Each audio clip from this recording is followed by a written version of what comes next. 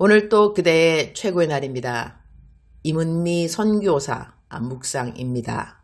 2022년 3월 11일 금요일 최고의 날.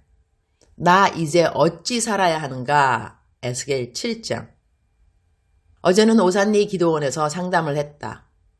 속사람의 치유 상담인지라 어디 조용한 곳이 필요했고 오래 시간 같이 있어야 했는지라 오산리 기도원에 연락을 했다. 상담 케이스 하나를 해야 하는데 나에게 기도원 굴 2개 키와 조용한 방을 하나 준비해 줄 수 있냐고 했더니 고맙게도 막바로 연락을 주셨다. 기도원 안에 기도 굴 중에도 조금 넓은 기도 굴이 있다. 내가 가면 주는 기도방인데 그런 방으로 2개를 부탁했더니 알았다고 하시고 막바로 모든 것을 준비해 주셨다. 상담할 방에는 아예 과일과 음료수까지 다 준비해 주셨다. 기도원에 일하시는 스텝 가운데 우리 최고의 날 묵상 식구가 있으시다. 그래서 내가 기도원 갈 때마다 이렇게 부탁드리면 최선을 다해서 나를 섬겨주신다.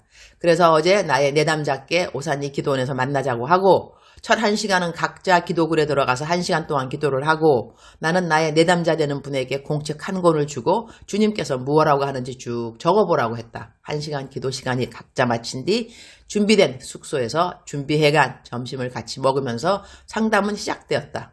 11시 반가량 만나서 모든 상담을 마치고 나니 오후 5시가량이 되었다. 함께 울고 웃으며 마지막엔 기도로 모든 상담을 마치고 집으로 돌아왔다. 그분이 집에 가는 길이 나보다 더 멀었는지라 나는 집으로 돌아오는 길에 그분이 집까지 잘 도착하게 해주십사. 운전길에도 주님과 좋은 시간 보내게 해주십사. 기도를 드렸다.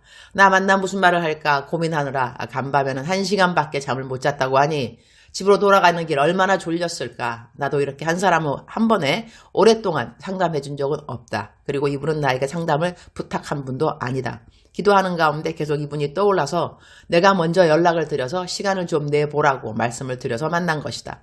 기도원 가는 차 안에서 이분을 위해 많이 기도했다. 그리고 내 중보 기도방에 이분과의 상담 시간을 위해 기도 부탁한다고 기도도 부탁드렸다.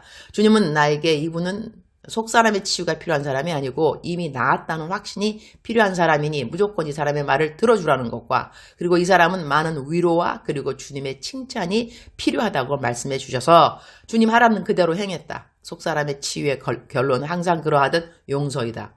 이분은 한 명 한 명 상처를 준 사람의 이름을 부르면서 그들을 용서하는 기도를 했다.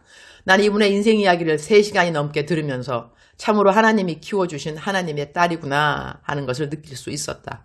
어떤 힘든 가운데서도 자신의 하루의 일정한 시간에 매일같이 예배를 드려온 하나님의 예배자.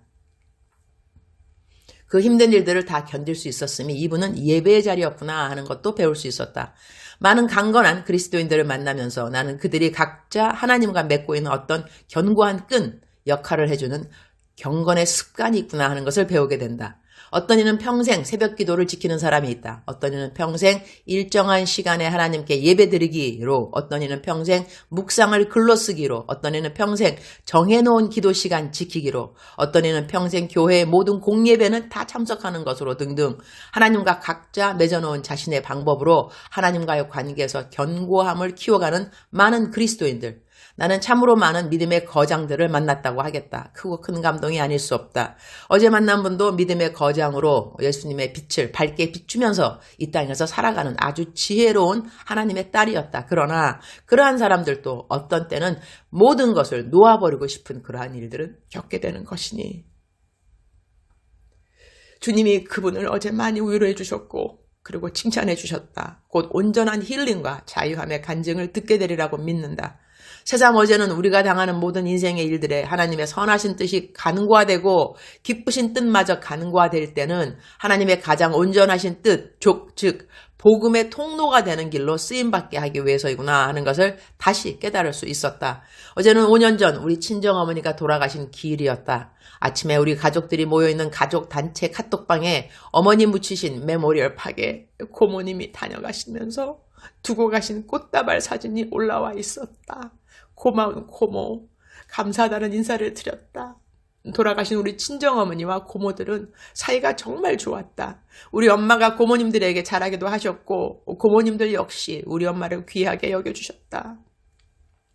우리 조카들을 귀히 여겨주신 우리 고모님들, 나는 가끔 내 조카들에게 우리 고모들이 나에게 잘해주신 것처럼 그렇게 잘해줄 수 있을까? 그런 생각을 한다. 어머니 기일을 맞이하여 어머니에 대한 감사의 생각도 가득하지만 함께 해주시는 우리 고모님들도 참 감사한 마음이다. 우리 남동생들도 카톡방에 우리 엄마는 하늘에서도 우리 위해 엄청 기도하시는가 보다라고 말할 정도로 우리 삼남매 모두 건강하게 이 땅에서 맡은 바 각자의 일에 최선을 다하면서 살아가고 있다. 각자 자기가 어떻게 태어났는지 그 배경에 대한 안타까움이나 서러움이나 억울함이 있을 수도 있겠으나 우리의 선택 없이 함께하게 된 가족들과의 관계는 우리의 이웃들에게 복음의 통로가 되는 대로 사용됨이 가장 크고 온전한 하나님의 뜻이라고 나는 생각한다. 우리에게 주어진 환경은 그 어떤 것이든지 절대로 탓하면서 살아가서는 안 된다. 누구 때문에 다 필요 없는 남의 탓이기 때문이다. 그것이 바로 마귀가 우리에게 전해주는 우리의 나쁜 상황 탓하기에 발목을 잡히는 일들이 되기 때문이다.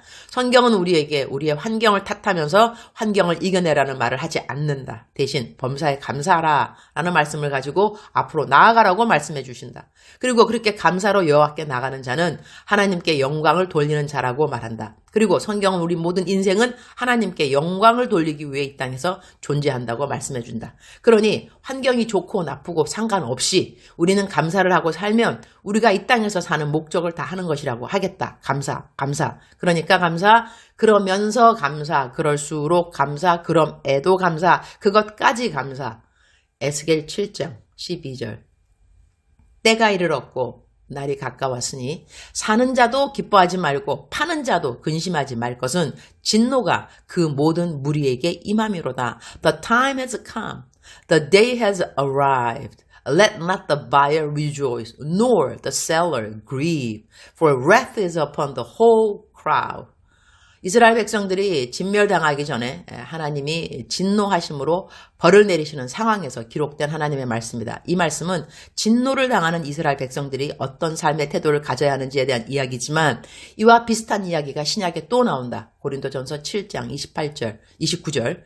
형제 여러분, 내 말을 명심하여 들으십시오. 이제 때가 얼마 남지 않았으니 이제부터는 아내가 있는 사람은 아내가 없는 사람처럼 살고 30절 슬픔이 있는 사람은 슬픔이 없는 사람처럼 지내고 기쁜 일이 있는 사람은 기쁜 일이 없는 사람처럼 살고 물건을 산 사람은 그 물건이 자기 것이 아닌 것처럼 생각하고 31절 세상과 거래를 하는 사람은 세상과 거래를 하지 않는 사람처럼 살아야 합니다. 우리가 보는 이 세상은 사라져 가고 있기 때문입니다.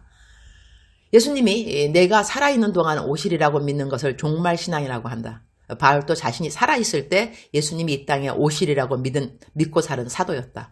나도 그렇게 믿고 신앙생활을 한다. 그리고 나는 그러한 태도가 성경적인 태도라고 믿는다. 오늘 에스겔 묵상 본문 구절에는 하나님이 심판하시는 바로 앞선 때에 어찌 살아야 하는지 말해주는 것인데 이와 병행하는 바울사도의 서신 역시 주님의 때가 가까이 오면 우리가 어떻게 살아야 할 바에 대한 지침을 주신다고 하겠다. 30절 슬픔이 있는 사람은 슬픔이 없는 사람처럼 지내고 기쁜 일이 있는 사람은 기쁜 일이 없는 사람처럼 살고 물건을 산 사람은 그 물건이 자기 것이 아닌 것처럼 생각하고 세상과 거래를 하는 사람은 세상과 거래를 하지 않는 사람처럼 살아야 합니다. 우리가 보는 이 세상은 사라져가고 있기 때문입니다. 올해로 북한 동포들이 포로가 된 지 70년째가 된다. 성경적으로 70이라는 숫자는 여러 가지 의미가 있다. 이스라엘 백성들이 포로에서 놓여진 때가 70년째였다. 과연 성경이 말하는 때와 시대를 따라 밝혀지는 하나님의 때, 누가 이 모든 때에 깨어있는 자가 되어서 하나님의 마음에 합한 생활을 매일 해나가게 되는 것일까? 주님, 오늘 또 최고의 날입니다. 성경은 왜 우리에게 하나님의 선하시고 기뻐하시고 온전하신 뜻이 무엇인지 분별하라고 명령하셨을까요? 우리가 언제까지 하나님의 선하신 뜻만 추구하면서 내 인생의 선한 일들만 일어나게 해달라는 미성숙한 기도 생활을 해야 할까요? 내가 사는 이 땅에서 내가 어떠한 것을 감수하게 되더라도 이 땅에 예수님의 계절이 온전하게 오게 해달라는 세계 만민에게 예수님이 전해지는 하나님의 온전하신 뜻이 내 삶을 통해 이루어지기를 소원한다는 기도를 올리기 원합니다. 주님, 오늘은 제가 제 허리 치료로 새롭게 소개받은 병원에 가는 날입니다. 제가 건강한 것은 주님의 선하신 뜻이 분명합니다. 그러나 그 선한 뜻이 간과될 때는 주님의 또 다른 기쁘신 뜻이 있음을 믿습니다. 저는 주님을 신뢰합니다. 제 삶의 모든 영역, 육, 혼, 영, 모든 부분에 주님을 신뢰합니다. 그리고 그 신뢰를 날이 가면 갈수록 더욱더 키워가기를 소원합니다. 주님 사랑합니다. 주님 감사합니다. 오늘 또 우리 주님 저를 보시면서 하루 종일 기쁘시면 참 좋겠습니다. 사랑하는 그대여. 사랑하는 그대여. 출석 부르고 있습니다. 대답하셔야죠. 대답하셨죠? 크게 하셨나요? 오늘은 다시 한번 불러볼까요? 사랑하는 그대여. 사랑하는 그대여. 출석 부르고 있습니다. 대답하셨죠? 대답을 크게 아멘. 또 내지는 네. 이렇게 하루를 힘차게 시작하는 것은 하나님의 기쁘신 뜻이라고 하겠습니다. 우리는 그 기쁘신 뜻을 이루어 가야 하겠지요. 사랑하는 그대여. 사랑하는 그대여. 억만 번 더 들어도 기분이 좋은 말. 들으면 들을수록 더더욱 힘이 생기는 사랑하는 내 딸아. 사랑하는 내 아들아. 나는 너와 함께한다. 나는 너와 함께한다. 우리 모두 이 땅을 살아가는 지혜가 그 이전보다 더더욱 필요한 때가 요즘 세대가 아닌가 합니다. 나라 또한 세계의 국세 정세, 경제, 많은 것을 생각할 때 나는 지금 어느 시대에 살고 있는가?